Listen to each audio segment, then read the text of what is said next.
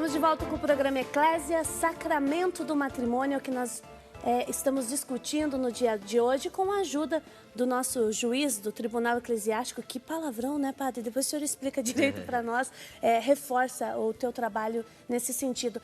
Vocês que estão nos acompanhando, muito obrigado pela participação de cada um de vocês. Nós temos uma série de e-mails chegando, de telefonemas, nem todos estamos conseguindo responder, nos desculpem, a gente vai procurar fazer o máximo. Obrigado a todos os novos sócios.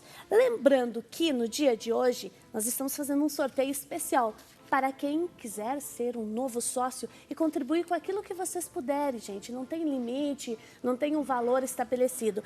Os que se tornarem novos sócios estão concorrendo a 2 livros, que é uma coletânea Encontros para Novos Casais, volume 1 e 2, e o CD Deus é Presença Real, do padre Reginaldo Manzotti. E todos os que participarem concorrem ao livro Amar é Viver, A Cura Através do Amor, do Frei Elias Vela, e o CD Deus Cura, do Frei Rinaldo.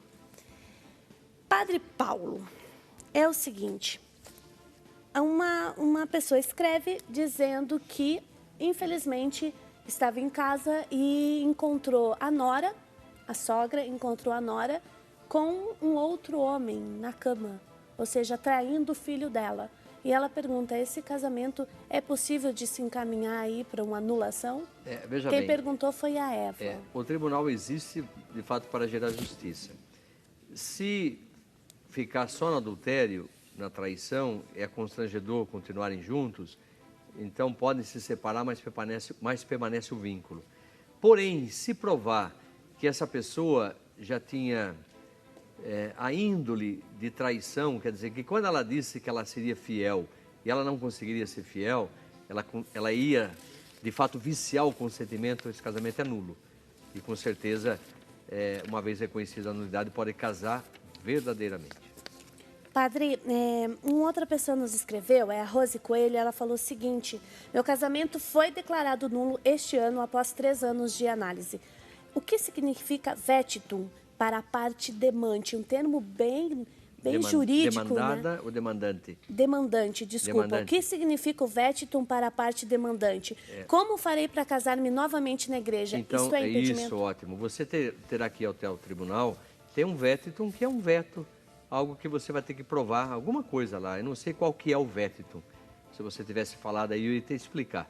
Mas existe para você contrair um novo matrimônio, você tem que tirar esse veto. E normalmente quem tira o vetitum é o vigário geral, ou o vigário judicial, ou o bispo. Eu não sei como funciona lá na sua diocese. Lá na minha diocese é o próprio vigário judicial. É ele que tira o vetitum e você pode contrair matrimônio verdadeiramente, porque o primeiro, como nós vimos aí, foi nulo. Foi reconhecido que nunca deveria ter existido. Isso sim é justiça na igreja. A Beth Freitas fala o seguinte, é casada há 12 anos, no civil e no religioso, mas o marido não se preocupa com ela, ela procura fazer de tudo para agradá-lo. Aí eu falo um pouco dessa questão do agradar ou não alguém, padre, como é que fica isso? Até que ponto a gente agrada ou não? Ela diz que ele não gosta de sair com ela, e quando sai ele bebe demais, tem muitas discussões. Os próprios tios dele vivem se insinuando pelas esposas dos sobrinhos, mas eles acham que está tudo bem, está tudo tranquilo. E ela vive sozinha todo final de semana, porque ele nunca está em casa, ele trabalha, fica fora. E ela diz que está se sufocando de tanta solidão e está pensando em separação. Então, minha querida, depois do diálogo, deve provocar o diálogo. Nós somos sempre a favor do matrimônio, lógico que sim. O diálogo e tentar superar a situação. Agora, psicologicamente falando, onde você está nesse meio todo, minha querida? Eu pergunto para você, né? Onde está você nesse meio? De repente você está se anulando perante seu marido, faz de tudo por ele e você, onde está? Onde você quer chegar com tudo isso? Eu penso que você está se anulando por completo, acho que tem que parar para pensar um pouquinho nisso. Agora, casamento, como torna a dizer, aquilo que Deus uniu, o homem não separe. Mas o que Deus une? 2 pessoas que se amam, 2 pessoas que se respeitam, que se gostam, que caminham juntas, que edificam um lar em comum. Isso sim. Para formar uma só carne. Agora, se não formam uma só carne, quem que disse que houve casamento? Então, para pensar um pouquinho. A Maria, de Minas Gerais, fala o seguinte, fui casada há 16 anos no civil e religioso, meu esposo me largou e foi morar com outra mulher. Teve a audiência do divórcio e eu não assinei. mas a juíza assinou o divórcio. Ele já tem outra família há 8 anos. Eu posso constituir outra família? Veja bem, não tenha dúvida, procura seu padre. O padre é seu diretor espiritual, é o conselheiro da tua alma. E ele vai com certeza te ajudar nesse processo de justiça também, para que a gente arrume uma brecha na jurisprudência e você possa entrar também com nulidade no matrimônio. Quer dizer, de repente você fala assim, ele diz não, porque está vivendo toda uma negativa. Você vai continuar com isso? Ele já até foi embora, ele não vai voltar nunca mais. Então, penso que não, né? A não ser como foi o caso aí atrás aí que nós estávamos vendo, que depois de muitos anos a pessoa quis voltar. Não sei qual é a sua postura, mas a vida é feita de decisão. Toma a sua decisão, vai atrás disso, porque a vida é sua, ela é uma única. Eu penso que é isso que Deus quer da gente.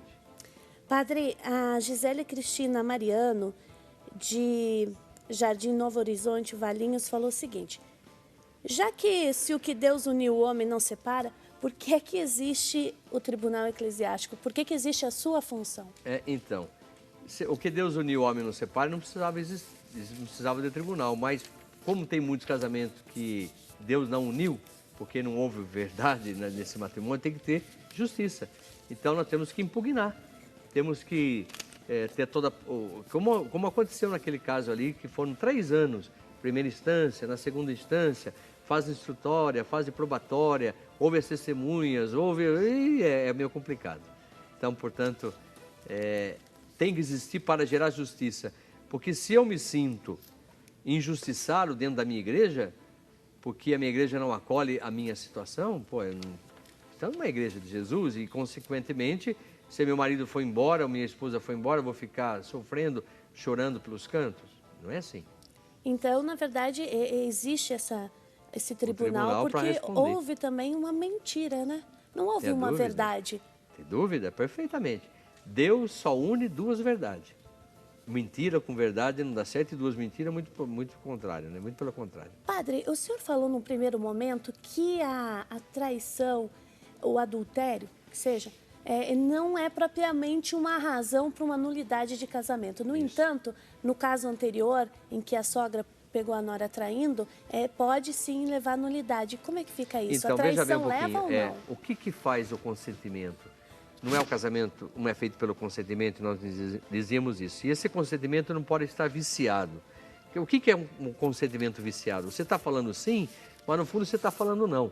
Aí, de repente, eu estou falando sim que você é fiel, mas dentro de mim eu não quero ser fiel coisa nenhuma, porque eu nunca fui, nem no período de namoro, nem de noivado, porque eu conheço muita gente, Simone, que não foi fiel, nem no namoro, nem no noivado, e não vai ser depois de casado. Muito difícil.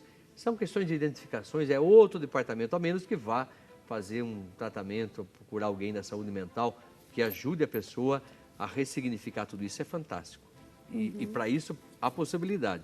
Agora, se entrar com adultério, não dá nulidade, mas se entrar com vício do consentimento por exclusão da fidelidade, que é um consentimento, ele consentiu, mas viciou.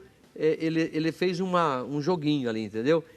Não foi total, foi parcial. Padre, há um tempo atrás, há pouco tempo atrás, no casamento no civil, a Justiça Civil, ela anulava um casamento em que fosse provada a traição.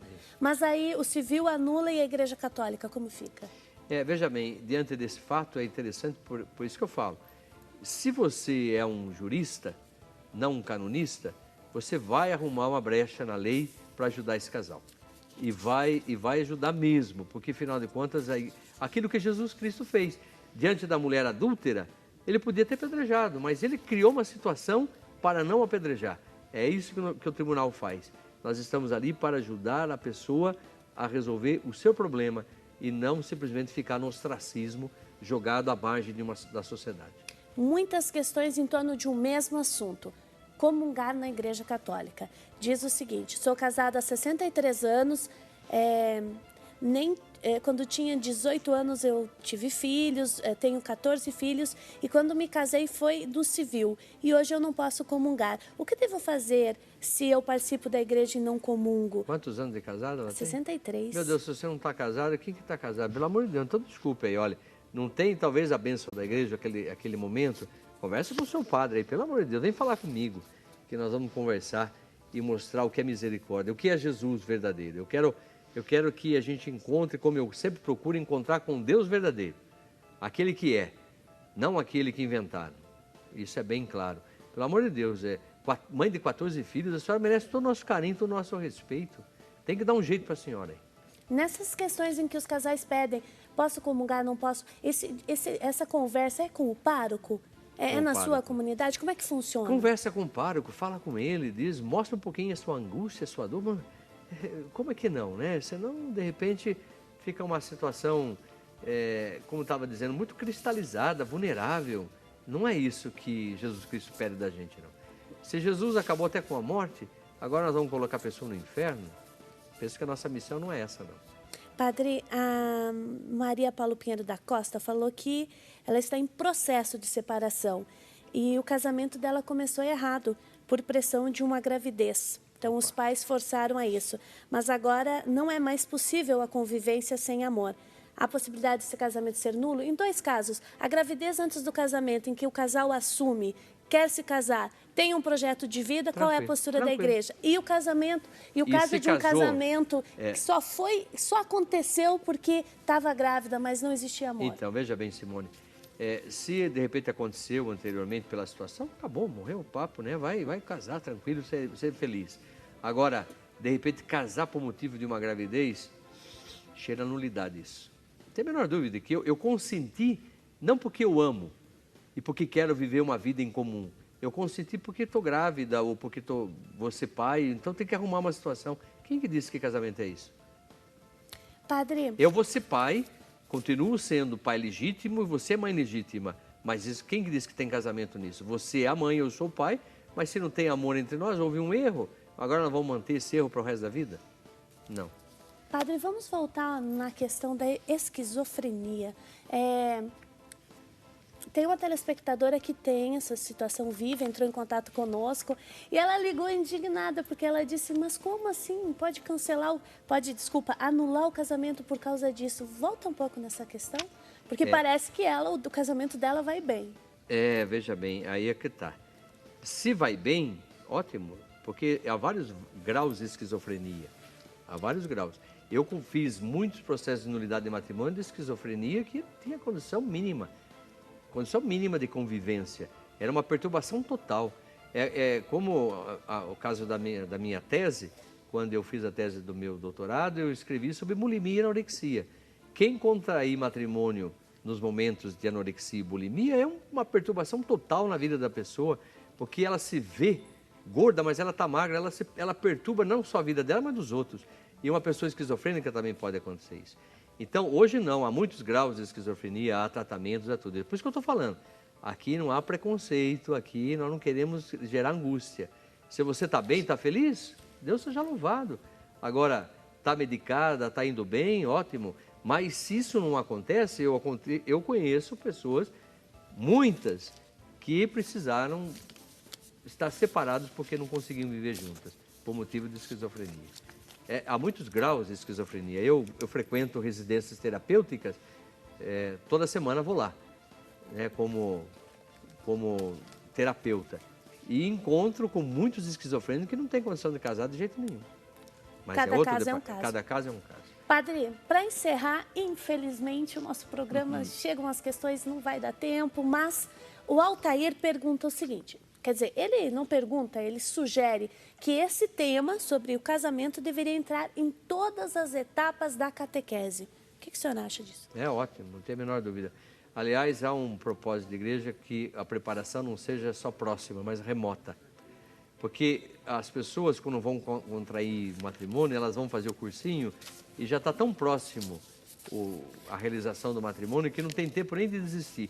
Nesses quase 30 anos que eu sou padre, somente um casal desistiu até hoje. No cursinho, eles falaram, isso é matrimônio, isso é casamento? Estamos fora. E não casaram. Com tudo pago, hein? Com tudo montado.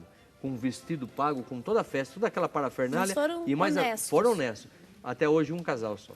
Que eu conheço, né? Da minha paróquia. Tá certo. Padre, eu recebi uma informação aqui da direção que a Eva que o senhor acabou de responder, que ela pegou a nora, traindo, enfim. Ela agradece muito a sua contribuição, a sua ajuda, porque na paróquia dela, quando ela pediu orientação, o padre não ajudou, ela não recebeu essa orientação. Como é que ela procede agora? Então, se ela procura um padre, um anjo da guarda, né, que te ajude, ou qualquer coisa, se eu tiver o seu telefone aí, me passa, eu posso entrar em contato com você, aí nós falamos por e-mail, por telefone, eu vou ter um prazer de te ajudar. Então, nós pedimos que você envie o seu e-mail, o seu telefone, por favor, que o Padre Paulo se dispõe a ajudar, a pessoa certa para ajudar, né? Porque ele lida com esses casos diariamente. Olha, agradecemos a Nelly Lima Lisboa, de Lagoa Real, Bahia. Obrigada, uma nova sócia. E nós vamos realizar, Padre Paulo, o nosso sorteio. Eu vou pedir que o senhor, então, por favor, retire um novo sócio que ganhou o nosso prêmio de hoje. Vamos ver quem foi o sortudo de hoje, Padre Paulo. O Padre Paulo está escolhendo. Olha, a Luciene Ferreira da Cruz, de Jundiaí, São Paulo, acabou de ganhar Encontros para Novos Casais, volume 1 e 2, e o CD Deus é Presença Real, do Padre Reginaldo Manzotti. E eu vou sortear, então, a pessoa que participou aqui. Ela se chama Aparecida, eu não tenho o nome, portanto, eu preciso do seu endereço, dos seus dados, porque você acabou de ser sorteada com o livro Amar é Viver, a Cura através do Amor, do Frei Elias Vela. E o CD Deus Cura, do Frei Rinaldo. O final do seu telefone é 1569. Muito obrigada pela participação. Padre, a benção final, infelizmente, gostaria que a gente ficasse aqui muito mais. Vou só dizer uma coisa, Simone, que nós vamos fazer a madrugada de bênçãos hoje, a partir das 11h30, e vamos continuar com o mesmo assunto. Então, se você tem alguma dificuldade, fala comigo depois das 11h30. Até 1h30 da manhã eu vou estar aqui. E é ao vivo, né, Padre Paulo? Vivo. Então, você que a gente não conseguiu te dar um retorno, desculpa, o tempo foi curto, mas você pode continuar com o Padre Paulo depois, a partir das 11h30 da noite. Padre, a sua bênção. Então, que Deus nos abençoe e que, de fato, aquilo que Deus uniu, o homem não separe, que nenhuma intriga separe, mas se não uniu, que haja, de fato, cada um por seu canto para viver uma vida feliz, alegre, porque isso é a realização do ser humano. Que essa bênção desça sobre todos nós. Em nome do Pai, do Filho e do Espírito Santo. Amém. Amém. Nós agradecemos a disponibilidade do Padre Paulo e também as orientações dele, e a cada um de vocês que nos acompanhou, muito obrigado. Esse programa só é possível com a sua ajuda, com a sua colaboração. E lembre-se, a igreja somos todos nós. Até o próximo Eclésia.